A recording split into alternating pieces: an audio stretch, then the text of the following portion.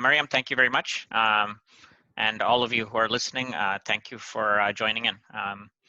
So I'm going to be presenting work on financial crisis. This is work with Wenhao Lee, who is at USC. And we're going to start off with a poll. So Val, why don't you run that poll? And while he's doing that, I'm just going to talk to you a little bit about what this paper is about.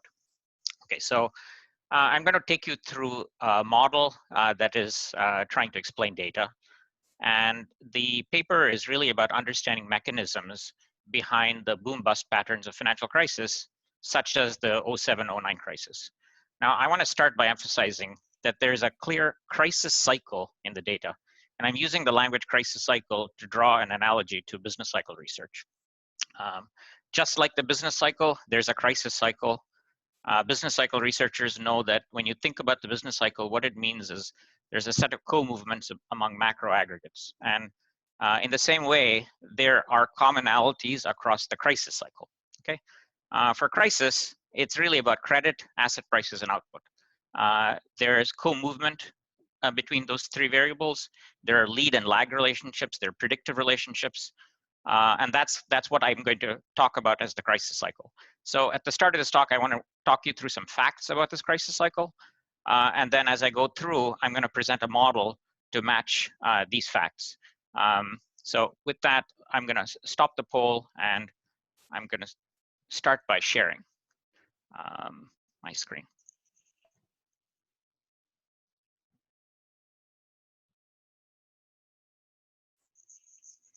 Okay. All right, so that's the title of the paper. As I said, this is with Wenhao, and Wenhao is online to answer clarifying questions as we go along. So I'm going to start by talking about facts and what I mean by crisis cycle facts.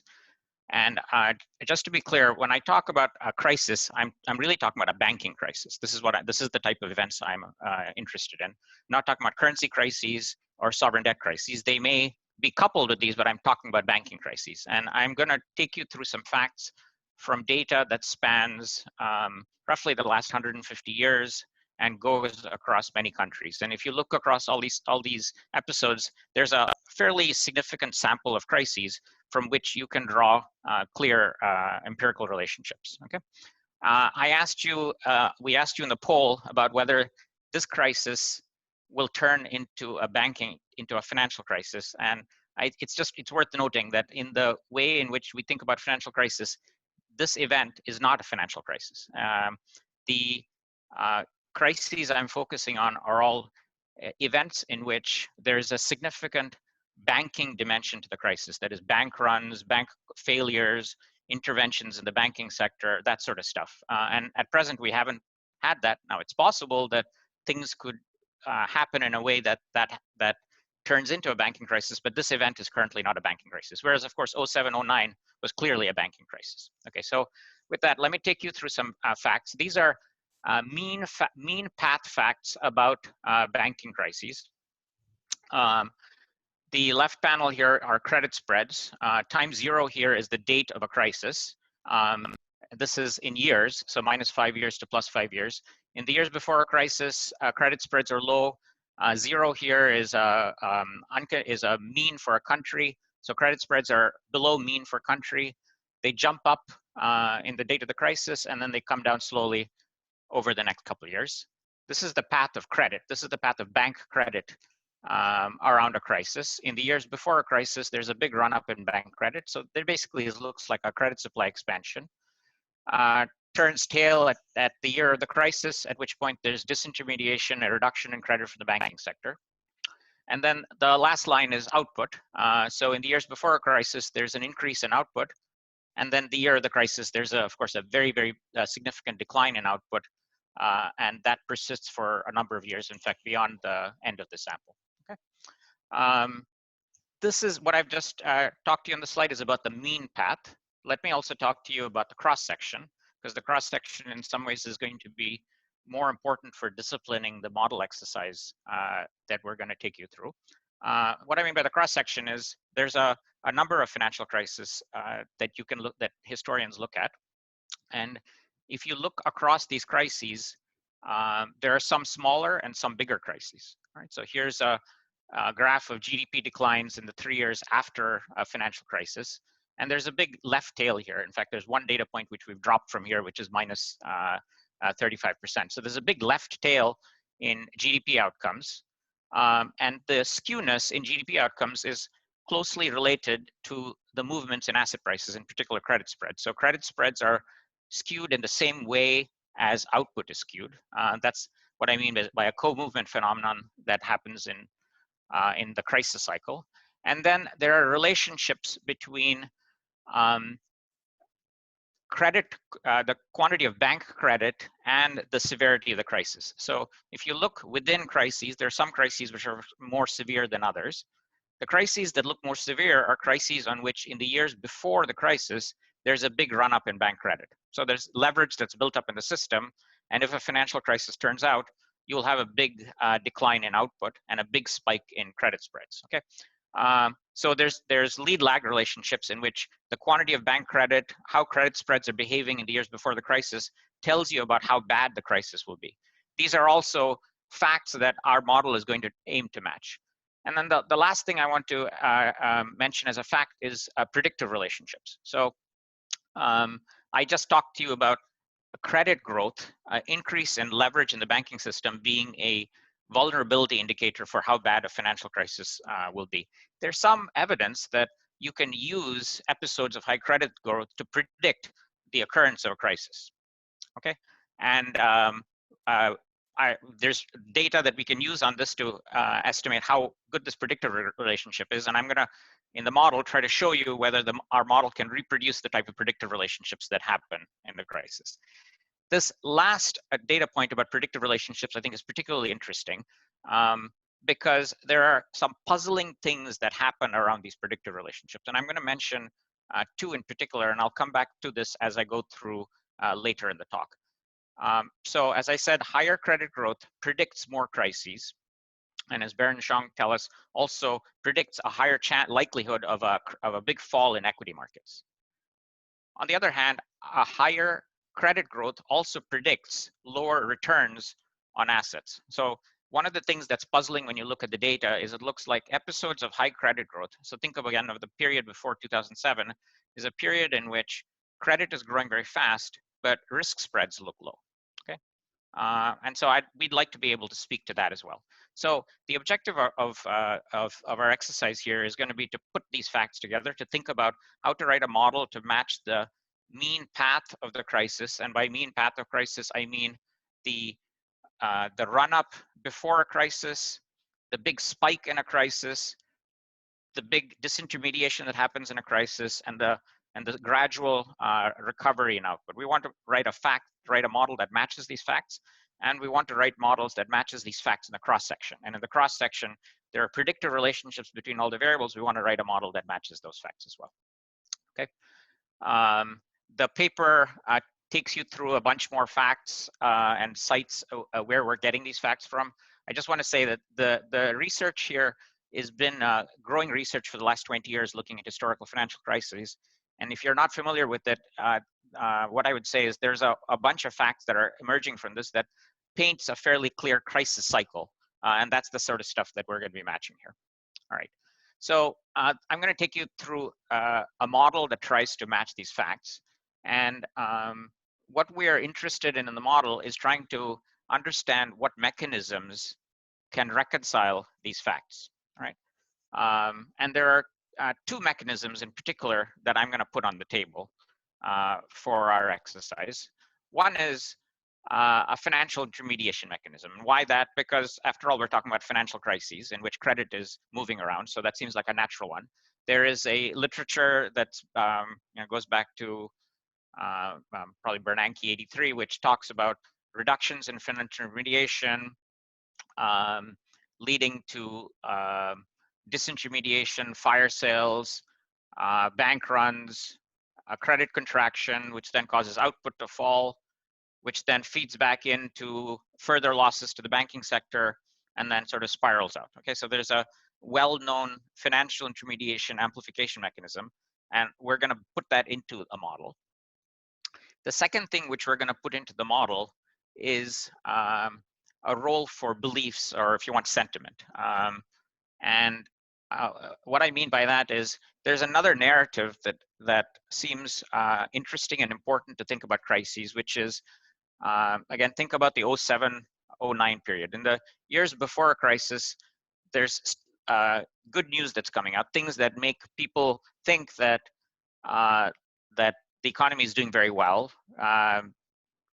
in which case investors get more optimistic, they extend credit, there's decline in risk spreads, then there's some sort of bad news shock that leads to a sharp revision in beliefs, a transition to a crisis, and then things slowly get back. Okay, so we're gonna build a model which mixes this with a financial intermediation mechanism. I'm gonna do two versions of this. I don't know how much time I'll have in this talk to talk about both versions, but the version I'll definitely talk about in this talk is Bayesian updating, which is very similar to a paper by Moreira and Savov. So I'll have a mechanism that in which beliefs about bad shocks is endogenous, evolves endogenously depending upon the realizations of these shocks. And I'm going to mix that in with a financial intermediary amplification mechanism. And in some sense, what this paper is going to try to do is to ask, how much of each do you need in order to explain the crisis? And we'll try to let the data speak to how much you need to say about beliefs and how much you need to say about an intermediation mechanism. And what we'll try to do is to sort of turn on and off different parts of these mechanisms to speak about crises. Okay, so as I said, I'll take you through a Bayesian updating mechanism. If I have time, and the paper does this more thoroughly, I'll also take you through a diagnostic updating mechanism. So a version of updating of beliefs in which is non-rational, in which agents essentially extrapolate from recent observations. And I'll ask basically how much of this do you need versus this one do you need to explain the data, okay? Literature, I'm not going to do a big literature review in the time of the talk. I just want to mention two papers in particular that I think are doing something very similar to what we are trying to do here, which is to try to explain the entire cycle, the boom as well as the bust, mixing in elements about beliefs and mixing in elements about intermediation mechanisms. There's variance in this. I'd say the main differences between what other people have done and what we're done is we're giving the financial intermediation mechanism kind of a bigger chance in what we're going through. And second, these other two papers go directly to a non-rational belief mechanism, whereas what I'm going to take you through for the most part is a rational belief mechanism, a Bayesian updating mechanism. Okay. All right, so with that, I'm gonna start talking about the paper. We had another poll, which I'd be very curious to hear what you guys think. So Val, should I stop share here? I got it. Okay.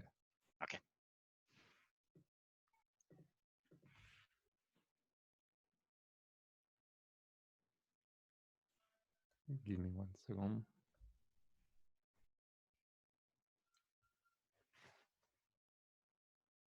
There we go. So you can vote online.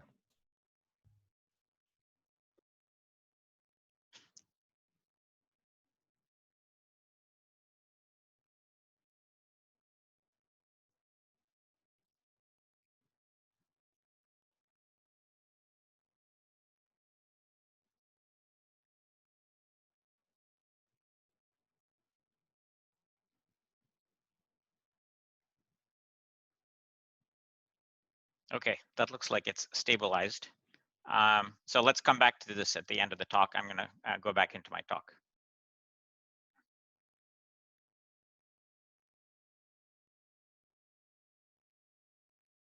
Okay. As I said, what this paper is going to do is try to assess these facts via a model. We'll build a model that tries to assess these facts qualitatively as well as quantitatively. We'll put both mechanisms in and then kind of incrementally add in more mechanisms and see what you need to get to the data. Okay. All right, so here's the model. I'm going to start by talking about the financial intermediary mechanism of this model. And it is, if you have been following the macrofinance literature, you'll recognize most of the elements. This model is similar to Kiyotaki-Moore, Krishnamurthy, and Brunner Marsanikov. That's the sort of setting here. There's two classes of agents. There's bankers, there's households. In the model, both maximize log utility. The wealth share between these two classes of agents will matter for the dynamics of the economy. So we'll need to keep track of a wealth share state variable. We need to assume that bankers kind of die and become households at some rate. If you don't do that, then the economy goes to this degenerate distribution in which the bankers end up holding all the wealth. Okay, so two classes of agents. There's a corporate finance element. Bankers raise money from the households in order to make investment decisions. The corporate financing here is going to be very simple. Bankers only raise demandable debt and only have inside equity. Okay. In my papers with Jigo, we also allow bankers to raise outside equity. I don't think that's going to matter very much for what we are doing in this exercise. So, but what is important is to have some amount of debt and some amount of equity, and that's the basic corporate finance of this model. You can assume that both bankers as well as households have access to investment technology. They invest in productive capital. The key assumption, and this is going to be quite important for thinking about how to bring this model to the data, is that we're going to assume that there's some essential value to bankers. Bankers, in doing investment, are able to generate a higher productivity, A upper bar, compared to households who generate a lower productivity, A lower bar, right? And what are we after here? We're after this to an idea that bankers in lending money are able to kind of figure out better places to invest, screen, etc. And so this allows the economy to achieve higher returns. And in order to think about a financial crisis, we're going to be thinking about disintermediation, in which bankers' productive capacity to lend falls, and so more of the economy is doing a lower bar, and that's how we're going to be thinking about an output decline in crises. Okay. This basic model I've just walked you through is really close to Kiyotaki-Moore and Brennemeyer-Sanikoff. Here is the shock process. There's two types of shocks that are going to show up in this model. The first one is what we're trying to do, what I think of as sort of real TFP business cycle type shocks. The way we introduce the shocks is to model the capital accumulation technology. So both, as I said, both bankers as well as households are own capital. Capital is homogeneous. It just generates different output depending upon whose hands the capital is in. So capital accumulation, there's a growth component to capital. The growth is just Q theory. And I emphasize Q theory here because asset prices, the price of capital in this model is going to be endogenous. So low prices of capital will mean less investment rates and lower growth of capital. So that's one endogenous component of how asset values will drive output. And then there's an exogenous depreciation component, and this is the shocks. These are shocks to the quantity of capital, which, as I said, we want to think about as kind of business cycle shocks or productivity shocks that change the amount of capital, and because they change the amount of capital, will also change the amount of output. In the literature, Gertler, Kiyotaki think of these as some type of capital quality or utilization shocks that change the productivity of capital. All right, so that's one shock. The second shock is a pure financial shock. We're going to assume, and remember, our bankers are raising debt from households. They're raising demandable debt. We're going to assume that every now and then, there's a Poisson shock that hits with intensity lambda. Lambda t is going to move around over time, the intensity. There's a Poisson shock that hits. If the shock hits, the households will withdraw all of their money from banks. So there's a bank run that's kicking in. When the households withdraw all the money from banks, the banks have to sell their assets in order to cover the withdrawals. Okay, so there's going to be sales of capital. We're going to assume that in doing so, the banks incur an exogenous illiquidity discount, alpha naught. So there's some discount that they suffer. Now, the actual price they receive on liquidation is going to be a function of both this illiquidity discount alpha naught and, more importantly, an endogenous capital price decline. Because if many banks are suffering this outflow at the same time, they'll all suffer the small illiquidity discount, but they'll all be selling capital at the same time, and that potentially will lead to a bigger drop in capital prices and a bigger endogenous output response. Okay, this is important to understand, and this is one of the basic features that we want to build into this model, which is a nonlinearity. We'd like the model to tell us something like, this financial shock sometimes will have a big effect and sometimes will have a small effect. What it depends upon, it's the leverage of the banking sector. If the whole entire banking sector is very levered, then when you have a mass withdrawal from the banking sector, there's lots of sales of capital. there's less buyers, so capital prices will fall, and you're going to get a big decline in capital price, a big shock to the economy, and a big output response. That's going to be important in generating the nonlinearity and the skewness in the output, and is going to be important in linking leverage to how bad crises is going to be. Okay, so that's the financial intermediation mechanism. The second mechanism which we add into this model is this belief mechanism, right? And it's fairly simple, and I think you'll understand it very quickly. We're going to assume that this illiquidity shock, which hits as a Poisson process, has intensity lambda, and lambda itself is a two-state Markov process. So lambda can either be high or lambda can be low. The low state we're just going to pin down at 0. Lambda can be high or lambda can be low. The agents in the world don't know the intensity of this. So that the agents in the world don't know how often these illiquidity shocks can hit. And they filter realizations of these shocks to update whether the world is in the high state or the low state. Okay, so what does this do? It drives the following type of dynamic. Agents observe the realizations. If they go through a string of events in which these illiquidity shocks don't arise, they think to themselves, oh, the world must be in this low state. Liquidity must be high. On the other hand, if you suddenly observe a shock, they're going to think to themselves, oh, we're actually in the high state, in which case illiquidity shocks are going to be more prominent, and the agents in the world are going to take actions on the basis of what they think about the illiquidity state. Right, so I'm going to let's define lambda t as the expected value of this lambda tilde, what agents think currently the intensity of the shock process is. I'm going to take you through really two versions of the model: a benchmark model in which this intensity is constant that shuts off the belief process completely, and then the more interesting model I'm going to take you through is one in which agents update lambda based upon realizations of the shock process in a Bayesian manner. There's another version that, if I have time, I'll show you a few slides in which this updating is diagnostic, which tilts more towards recent observations. Okay. All right. So the model has, just to summarize, has two shocks. There's this DBT, sort of gains and losses on capital productivity. There's these illiquidity shocks that hit. The state variables in the economy are really two important ones: the banker wealth share and lambda, which is the intensity of the illiquidity shock. There's a scale variable for the economy that just moves everything up and down. I'm not going to really talk about it. And then the endogenous outcome variables, which we're going to be interested in. Output is just an AK technology. The price of capital, which depends upon the state variables. Credit, which is the quantity of credit that's borrowed between bankers and households. And then there's a credit spread, which we're going to track. We'll define a zero net supply defaultable bond, which we're going to calibrate to match roughly a BAA bond. And we'll price this bond using the banker's pricing kernel.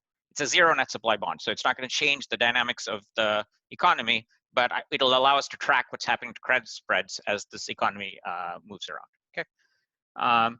The endogenous outcome variables will depend upon the realizations of shocks and the state variables, right? So the nonlinearity in the model is going to be sometimes when shocks hit, depending upon what W and lambda are, they can have bigger responses or smaller responses. So let me just talk that through, all right? So this is the steady state distribution of the model.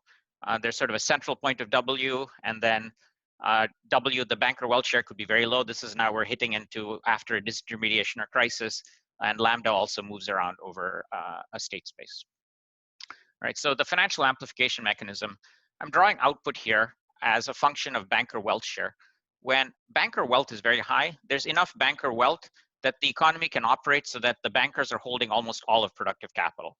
And remember, when bankers hold all of productive capital, output is A upper bar K. When households, on the other hand, when banker wealth share is very small so that households are holding all of productive capital, output is A lower bar K, right? So the kind of decline from here to here tells you how bad things can be if you shut intermediation off. Asset prices are going to be a function of how productive on average capital is. So when banker wealth share is high, capital is very productive, asset prices are high. In the other case, capital prices are very low. I want to emphasize this nonlinearity here. This is central to one mechanism of this model. And in particular, I want to talk you through how the nonlinearity plays out with an illiquidity shock. Right? So imagine that you have one of these illiquidity shocks that kick in a state of the world in which banker wealth share is very high. In that case, I've told you that the capital price is relatively high and is moreover invariant to the value of banker wealth.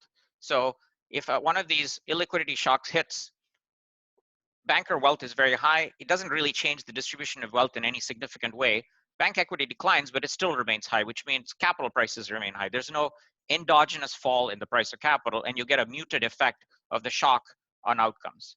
On the other hand, if the shock happens when you're close to the point at which this line turns non-horizontal, the drop after the shock will shift wealth away from bankers, will cause endogenously the price of capital to fall, and will lead to a bigger decline in capital price. So this is the sort of spiraling effect, and you can see that it's going to be more intense the more to the left of as we go. So the strength of the nonlinear relationship between shocks and outcome will depend upon W, which is a banker wealth, which we can also summarize as leverage in this model. The other source of nonlinearity in this model is via the belief mechanism. So I'm just illustrating here a world in which we have had no shocks for 50 years.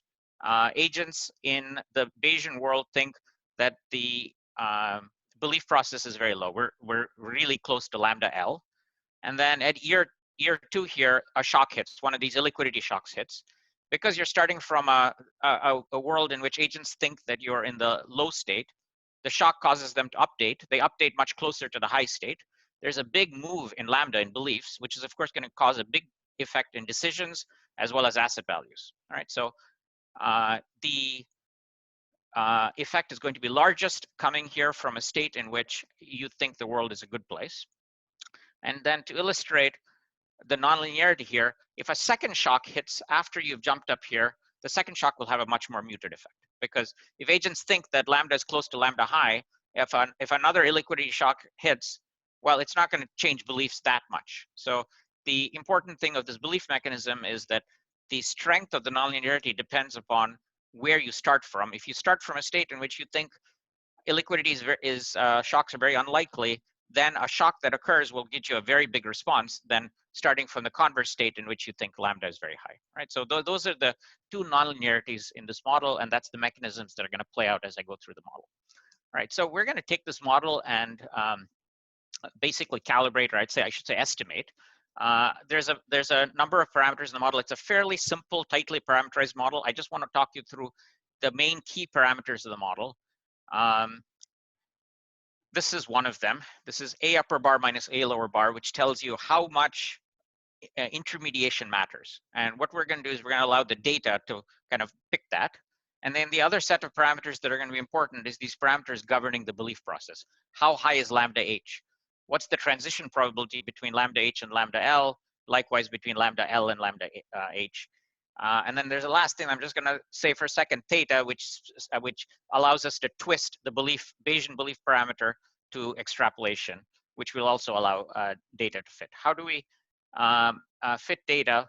So I mentioned A upper bar minus A lower bar. This is how strong intermediation is going to be. We're going to we're going to use the fact that on average across financial crises, output falls by -9%, and we'll try to fit the model so that in a crisis being an event in which output growth in a given year is in the 4% quantile of yearly output growth distribution. Why 4%? Because historically, the banking crises that people have studied occur with frequency 4%. So we'll look at the entire distribution of output, call the extreme left tail a crisis. We want to make sure that when you transit into that extreme left tail, output is down by on average by about 9%. Okay, so that'll help us pin down how strong a crisis mechanism is present. The other important data point for the financial intermediation mechanism is average leverage, which tells you how strong the financial intermediation mechanism can play out. And we're going to target a leverage ratio around 5. So that's 80% debt, 20% equity. Think of this as a mix across many banks and many histories of the world. And then there's these belief parameters, these parameters that govern the intensity of the illiquidity process. How do we pin those down? We're going to pin down the average frequency of illiquidity events to be 13%. This is the frequency of 30% equity market crashes from Barron and Zhang. And then we're going to pin down the jump between from lambda H to lambda L as the average spike in credit spreads in a crisis. So credit spreads typically spike in a crisis. How high they spike will depend upon, in part, upon how much lambda moves over a crisis. So that allows us to pin this down. And then the last thing is the recovery process of beliefs. We're going to match that to the half-life of how quickly credit spreads after a crisis come back towards normal, which is also from a paper that I have with Tyler Muir. Right. So those are the model targets. What we do is we choose parameters to minimize the sum of absolute deviations between a model, moment, and targets, and we're just kind of re-estimate the model every time we add a few more parameters to the model. All right, so let me just talk you through then the results of this exercise. I'm going to start with what we call the benchmark model. What is the benchmark model? It's a model in which there's the financial intermediary mechanisms, but the lambda process is constant. So the intensity, there's no variation in beliefs. The intensity of beliefs is constant. So that's the first model I want to walk you through. The second model I'm going to walk you through is a model in which the intensity of the belief process moves over time. There's a Bayesian mechanism for how that moves over time, and I'm going to layer that in and tell you how that is useful. And if I have a few minutes, I'll show you what the diagnostic model does. All right, so this is the benchmark model. If you remember the first slide I showed you, it showed you paths of credit spreads, bank credit, and GDP.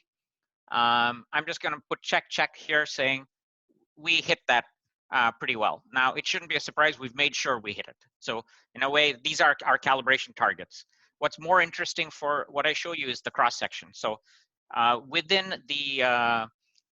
our simulation or model, we're going to get bigger crises and smaller crises, and the bigger and smaller crises will depend upon endogenous variables, things like W and lambda. W being closely tied to bank leverage, and lambda being, for example, closely tied to credit spreads. So here's stuff about the cross section. So this is the distribution of output growth in the 3 years after the crisis state. This is not a moment which we've targeted, but the data tells us that this distribution is quite left skewed, and the model is going to automatically generate a left skew. Why is it generating left skew? Basically, it's because of the nonlinearity of the mechanism of the model. The model has built into it nonlinearities that tell you that when shocks hit, when leverage is high, or when lambda is very low, they're going to have a bigger output response, and so the model matches that. The second thing that the model matches is in the cross-section of crises, there are some crises which are worse than others.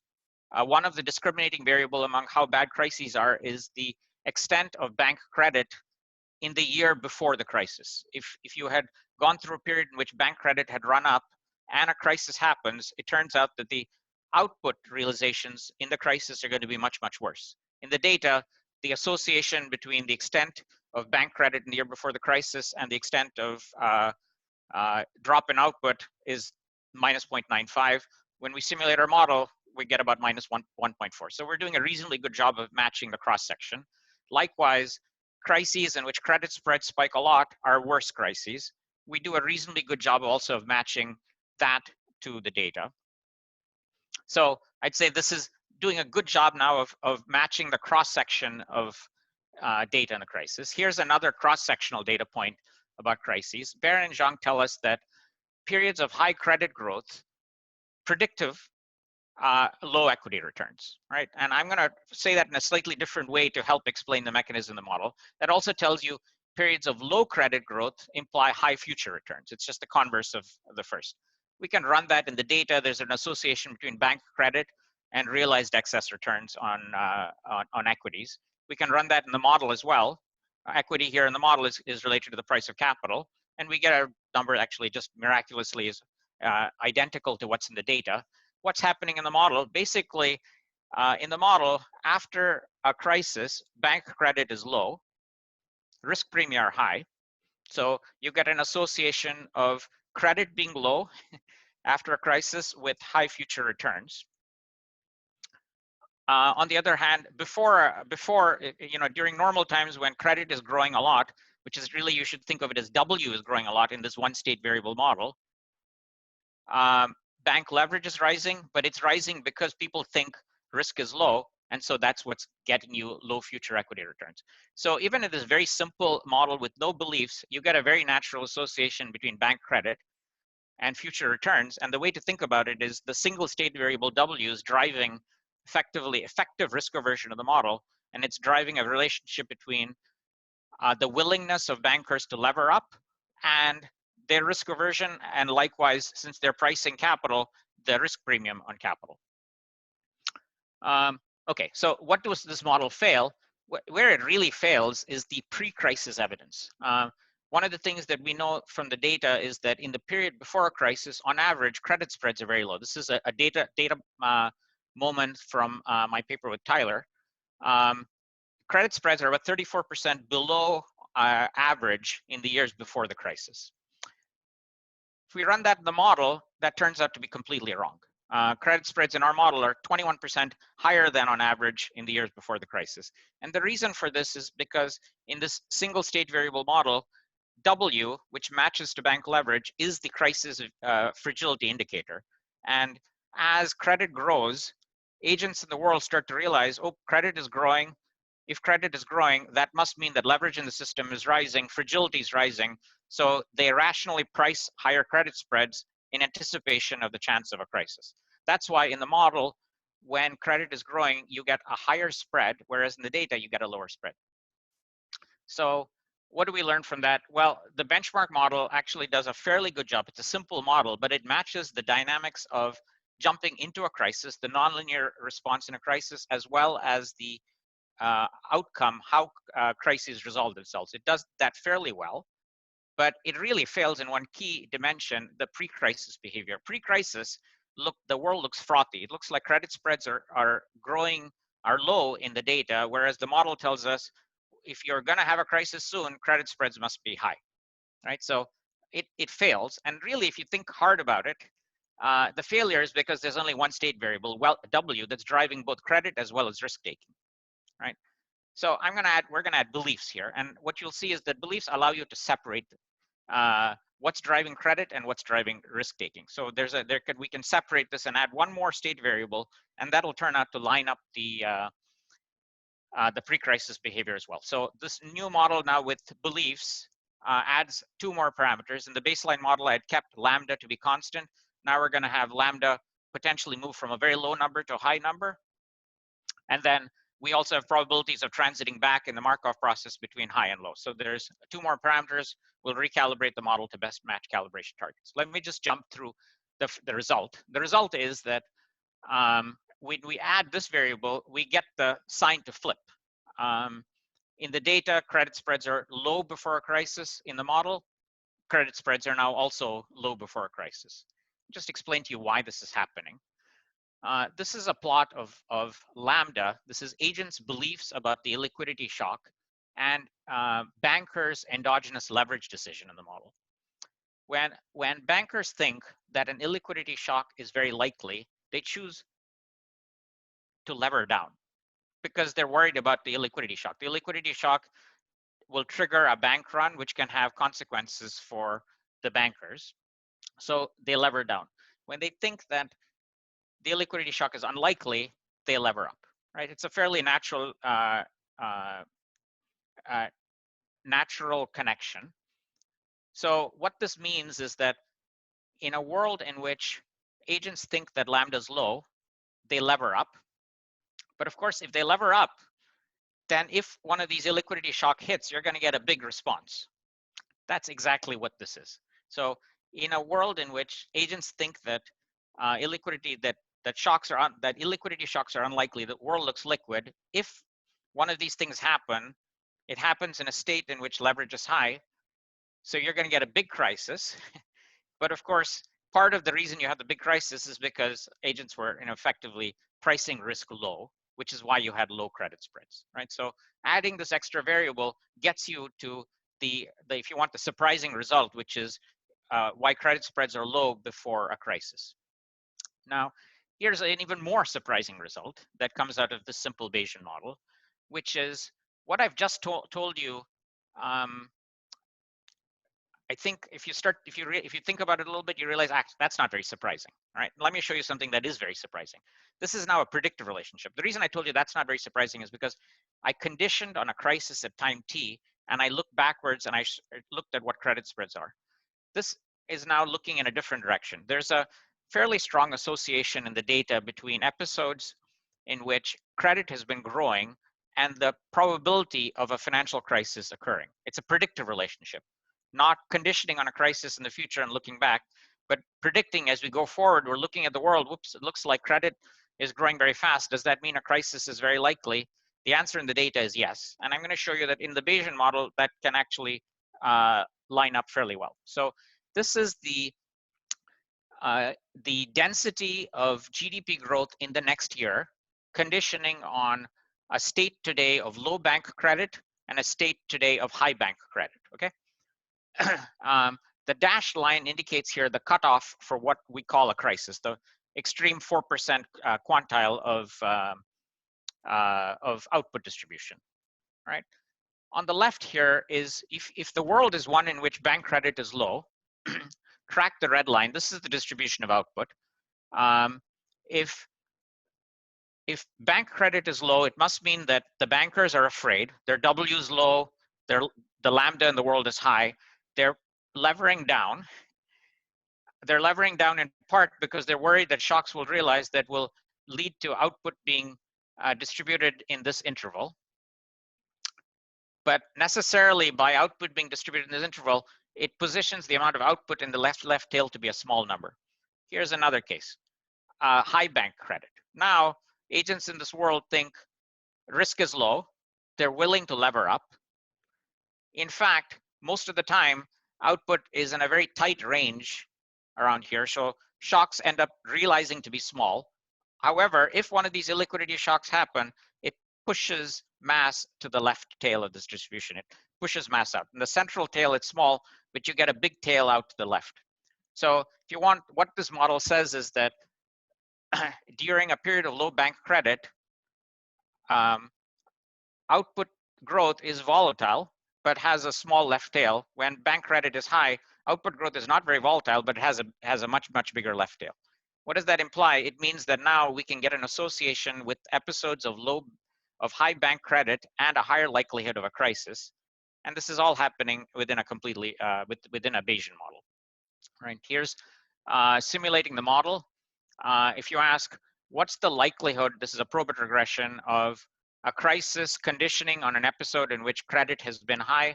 That's the association in the model. This is the association in the data. We're not quite as far as we are in the data. This is another version of the association. This is looking at episodes where credit spreads are very low. How likelihood is a crisis to realize? In the data, it's reasonably high. In the model, it's not as high, but the signs are right. The signs are that a credit supply expansion in this Bayesian model also indicates that a crisis is more likely to happen. All right, I thankfully have 5 more minutes, so I'm going to show you the last version of this model, which is diagnostic beliefs. So what we have learned sort of so far is we do need a second stage variable, something about beliefs. That's necessary because it helps us match the run up in the crisis. We can do that in a Bayesian model to match the run up in the beliefs. And if you want, the most surprising result to us when we did this exercise was that high credit growth predicts more crises and lower excess returns.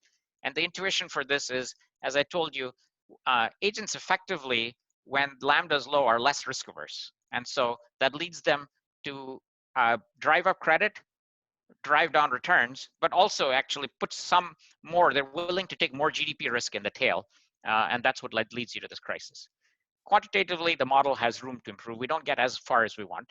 So the last element of this model, which we're going to add, is a version of non-rational expectations in which beliefs overreact to recent observations. Right? So if you've gone through a period of no shocks, you really think the world looks really, really safe.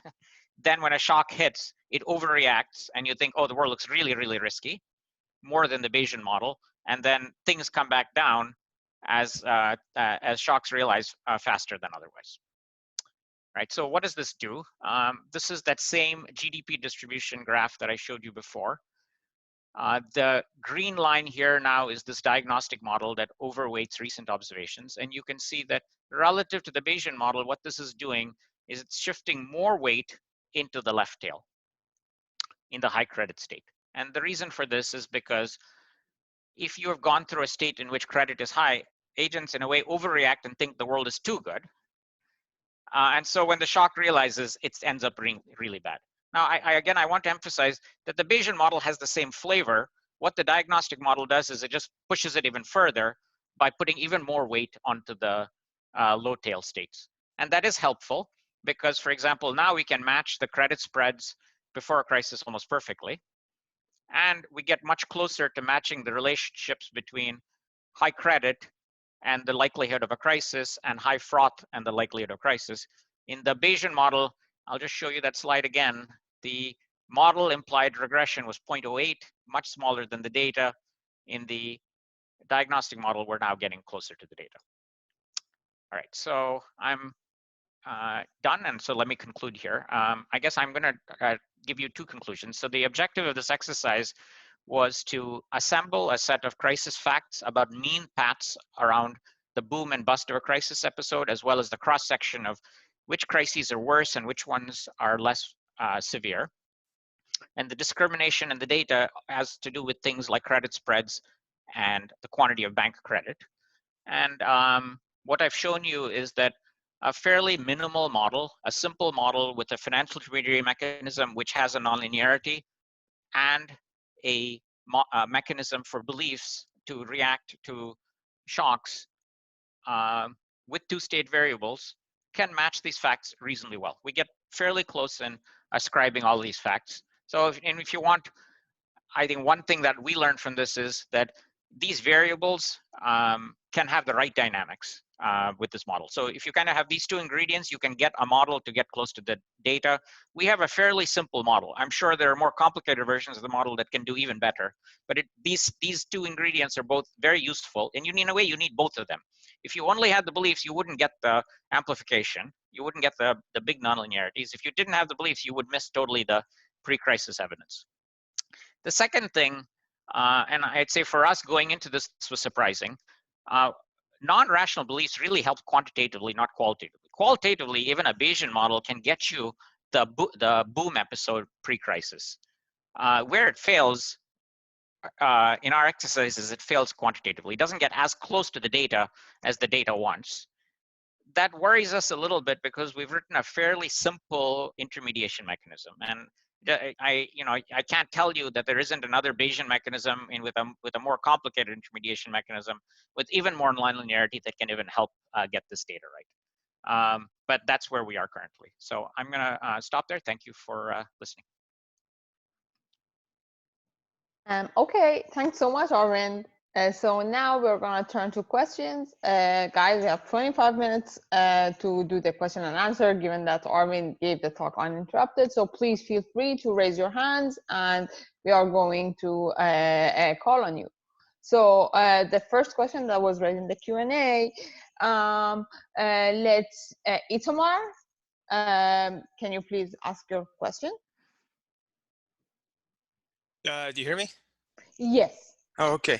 Yeah, it ties into the last slide too, Arvind, which is you're saying that that the non-rational beliefs are only helpful quantitatively, not qualitatively. So I don't know which aspect of the model exactly you're thinking about, but it doesn't. I don't understand that comment, because in the totally rational version, as you showed first in the period before the crisis, the investors understand that there's a greater risk of this kind of crash or crisis when they build up more credit. So you get higher credit spreads, and then maybe in sample you see some lower excess returns afterwards, but they're not going to be negative like in Barron and Shang. And like, I guess a more general way to put, and you can get those things with the non-rational, because then they don't understand this relationship. They're not kind of pricing it ex ante the right way. But you can understand this, I think, is that in the rational version, you have a demand-driven credit cycle. These guys think it's not that risky and they want to take some risk. And maybe this isn't exactly the right way to say it, but in the other one, if people have this false beliefs, they're willing to supply the credit at too cheap a price. It's, you know, you get what looks like a supply shock instead. Okay, that's a great question, Itamar. So just to emphasize, there's different sets of data points to focus on. There's a fairly robust data association between episodes of high credit growth, low credit spreads, and low future returns. That data is the data that we're really fitting, and that's what, Itamar, one thing that you emphasize. Now, there's a second data point which we are not speaking to, which is that if you condition on even higher credit growth episodes, expected returns, Barron and Zhang tell us, can go negative. Right, and I think that's what you're talking about. And clearly, in a model with rational agents, you can never hit that. So you're right. We can't turn returns negative. We can turn returns extremely low. That's the association that will come out in this model. So if you put a lot of weight on that negative return observation, then that adds one more data point that tells you you need to have the non-Bayesian mechanism. But I guess what I want to say is you can get that you need to put that data point is the critical data point if you want to, quantitatively, or if you want qualitatively to match the non-Bayesian belief model. All right, great. So Guillermo Ordonez, he's at Penicon. Can you ask the next question?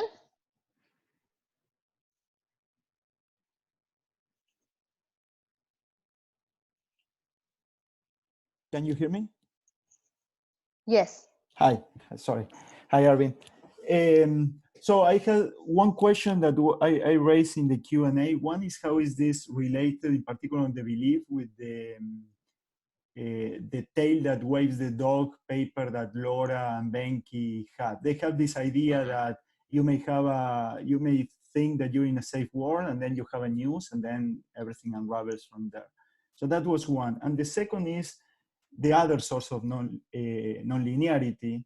That doesn't depend a lot on the particular production function that you're assuming, which is AK. If you have the more standard production function, you would never have something like this, right? Like any type of magnitude, depending on the production function. Okay, so with regards to, I think the questions are related. With regards to your first question, I think our Bayesian mechanism is in that spirit. All right, it's along the line of Venki and Laura's model. The difference really is our output mechanism is endogenous. Right? I mean, one could write down a kind of a Bayesian model in which you just specify that when bad news happens, you're going to get more bad realizations of output, and that would be fine. What we have done is we've built that output outcome via this financial intermediation mechanism, and it's an endogenous output response, and that seems like the right thing to do if you want to think about financial crises. Now, Guillermo, to your second question, I think you're asking, are there different ways of modeling production that could get bigger or smaller effects? I agree with you. You know, the kind of Kiyotaki-Moore, Brunner-Sannikov approach of these guys get higher returns, these other guys get lower returns, and so you get a big gap is a simple way, and that's what we've built in. In my mind, that's not essential. The essential idea behind the macro financial intermediation models are the wealth distribution matters. The distribution of wealth between the bankers and the households matter for output, and it's in a very particularly stark way in this model. I think I can think of other ways. For example, in the paper I have with Jigwo, households never operate capital. It's always operated through the financial sector, and that gets you similar nonlinear effects. I think this one is easy to bring to the data. That's sort of and explain. That's why we've chosen this one. Okay, great. So for the next question, we'll turn to Dan Kao from Georgetown. Dan, can you please ask your question? You should be unmuted. Do you hear me? Yes. Yeah. Hi, Arvind. Thank you for such an interesting paper. So my question is related to, like, you assume that in the modern belief, people have the same belief, right? I don't know if you can differentiate that with a model in which there are some agents who are over-optimistic, like the investment banker before the crisis. They over optimistic, and they invested in some mortgage-backed security that went bust or something. Mm-hmm. I think that's also interesting. So I guess I would say this is kind of one version of two ingredients. Clearly, one could add more bells and whistles. And I think the one you're mentioning seems interesting and promising to think about different classes of agents having different beliefs. I guess I would ask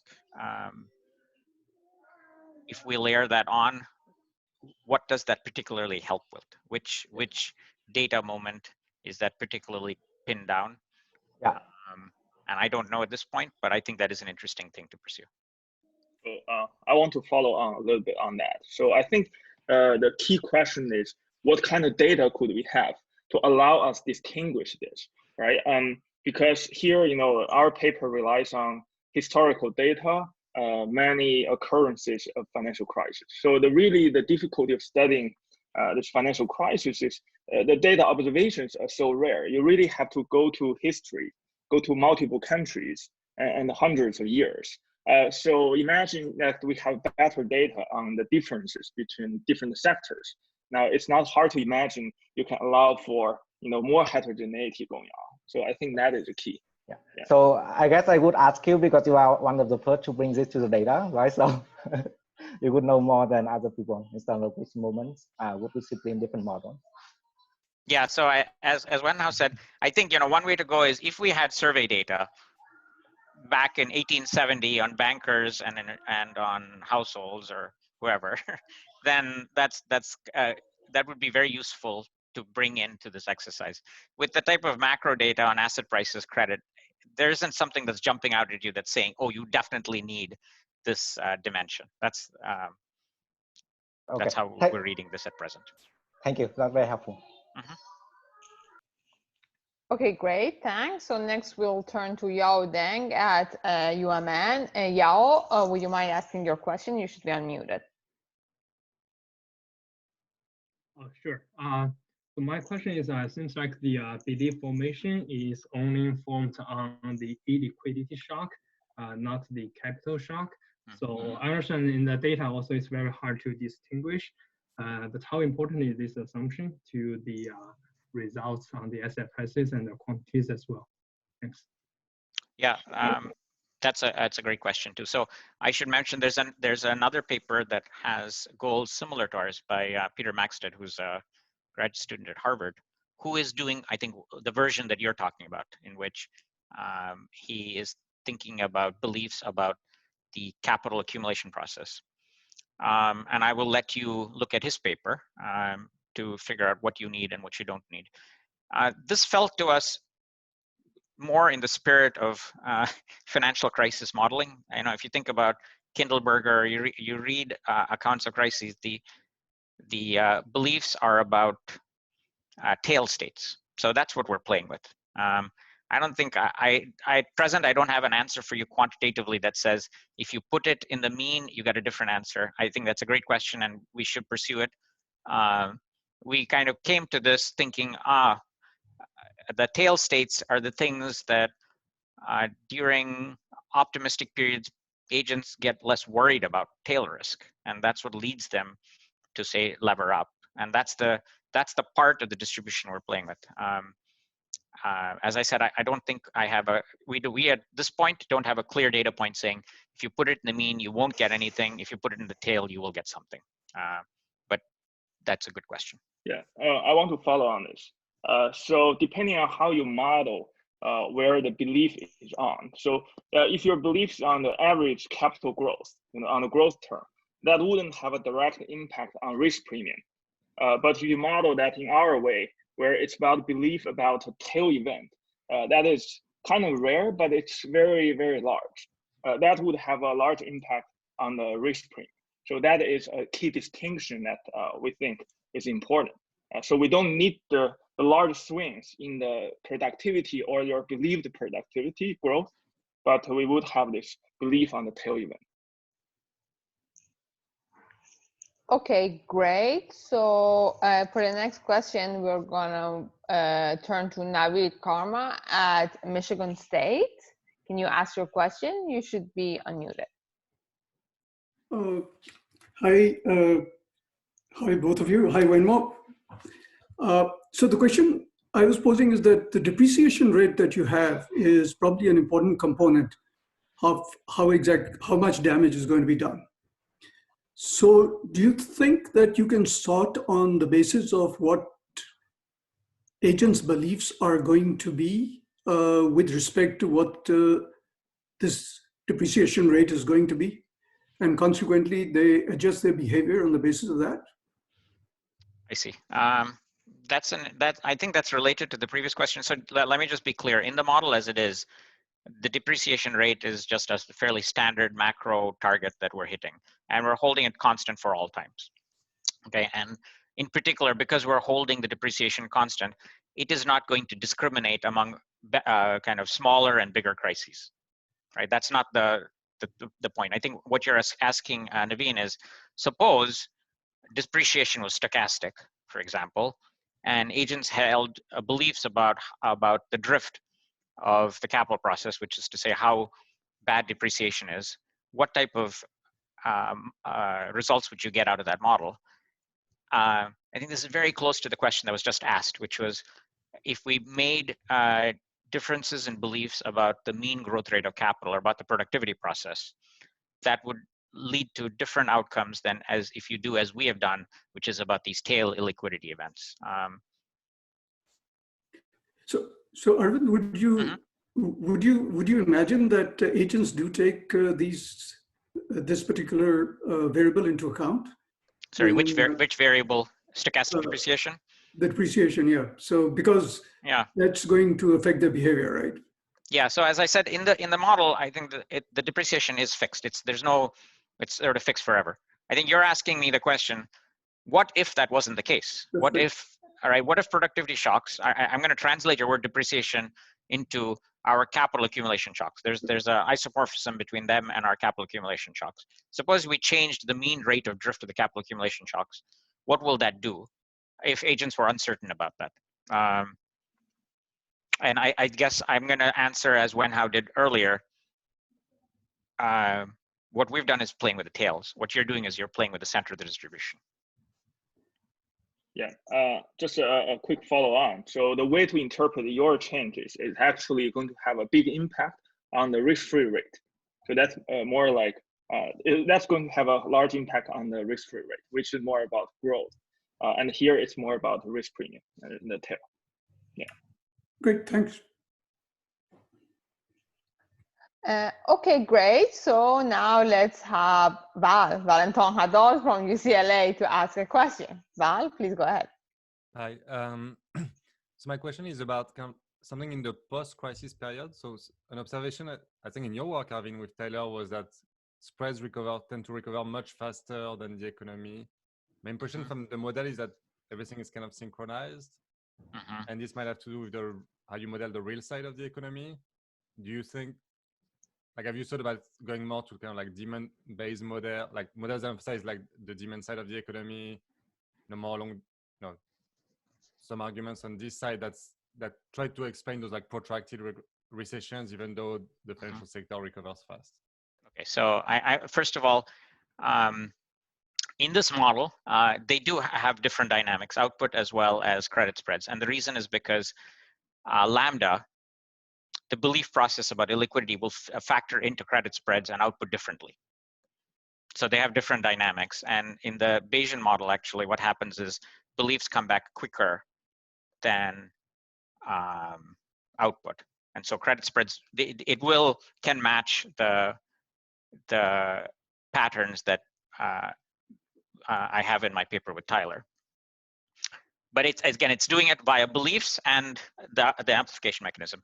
I think, Val, you're asking, suppose you take beliefs off the table, for example, and you say, I think a very reasonable narrative of the slow recovery post the last financial crisis was that the financial sector kind of resolved itself in a few years, but say the household sector had negative equity that persisted for much longer. And that's this demand side that you're talking about, which led to a much slower recovery in output.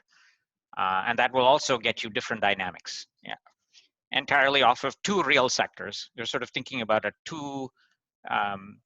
two-sector economy in which the financial sector and some household sector both matter, both have financial frictions, but their frictions resolve at different frequencies. And that I think can also lead to generating the post-crisis behavior. I don't know what it does about the pre-crisis, right? It feels like the pre-crisis, you need something about beliefs. At least that's what we learned in order to get this pattern of low spreads. And I don't think that the household mechanism will help there. It'll be closer in line with the banking mechanism. You'll see that if household leverage is rising and banking sector leverage is rising, you'll say, oh, world looks risky, charge high spreads.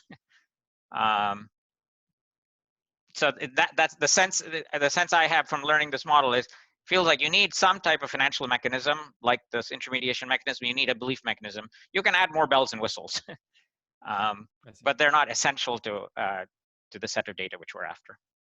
Thank you. Yep.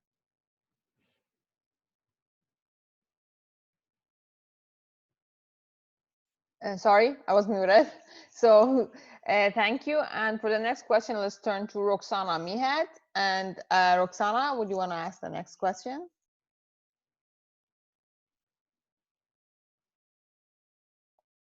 Hi. So I had more of a suggestion rather than a question. So I was thinking that one can take a step back and think about the fact that not all credit booms end up in a crisis, but too fast credit booms do tend to end up in a banking crisis, both in emerging markets and in advanced economies. So I think there's a data set by Levin and Valencia where they categorize crises on whether they I think they look at different episodes of credit growth, of credit booms, and then they look at whether the crisis and whether the episode ended up in a crisis or not.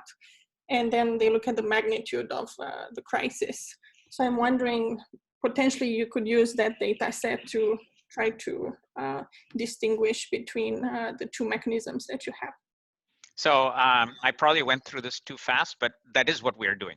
That is one of the data points which we're trying to target, which is, I think what you're telling us is that episodes with excessively high credit growth lead to a higher likelihood of a crisis and a bigger decline in output if a crisis realizes. So there's a relation between kind of more intense credit booms and the intensity of crises. And that is one of the targets which we're hitting. We're hitting our target really from the work of Shillark and Taylor, but that Shillark and Taylor work, of course, is based upon crisis dates in part by Levin and Valencia. So I think we're about that same data point, and that is an interesting and important data point for us because this pre-crisis thing of the buildup is important in order to tell the story of the entire crisis. And that's one of the new things which we're putting on the table here. Thanks. Mm-hmm. Okay, for the next question, we're going to turn to Mahyar Kargar at UCLA. Mahyar, can you ask the next question? Hi, can you guys hear me? Yes. Good. Thank you so much for the great paper. I just had a question. So Tyler Muir has a paper that distinguishes between financial crises and non-financial crises.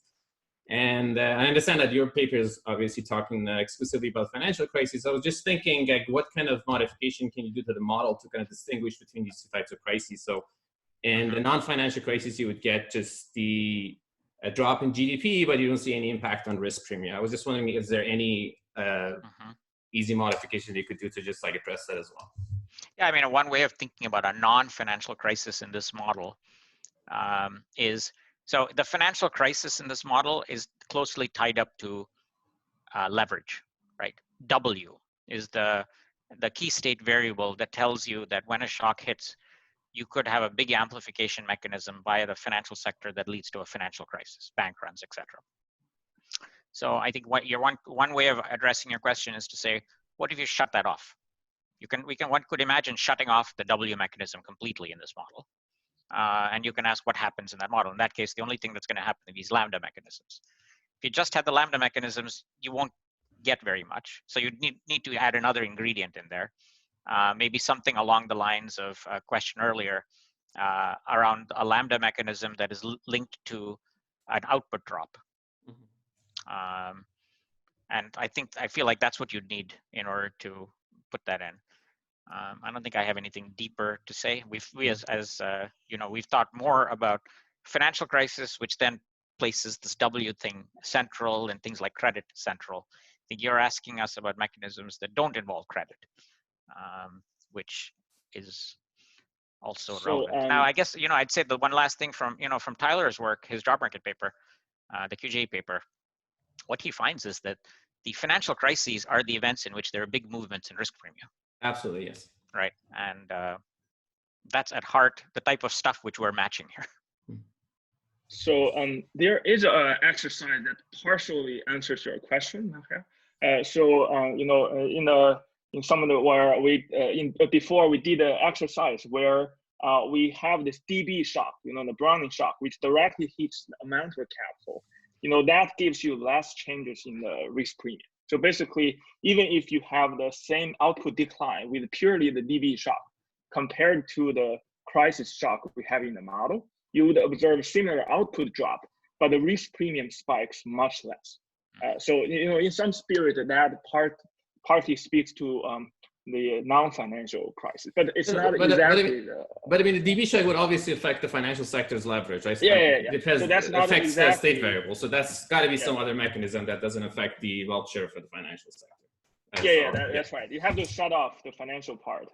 Yeah. Thank you. Okay, guys, thank you all for all the very good questions. Unfortunately, we are out of time and there's still some questions, and the authors will receive these questions and hopefully we'll be able to answer them offline. So thanks so much to Arvind for giving the talk, and to Arvind and Wenhao for answering the questions, and to all of you guys to ask the questions. So we look forward to seeing you all next week at the same time, and to hear Xavier Gabex from Harvard Econ. Thanks, guys, for coming. Thank you all.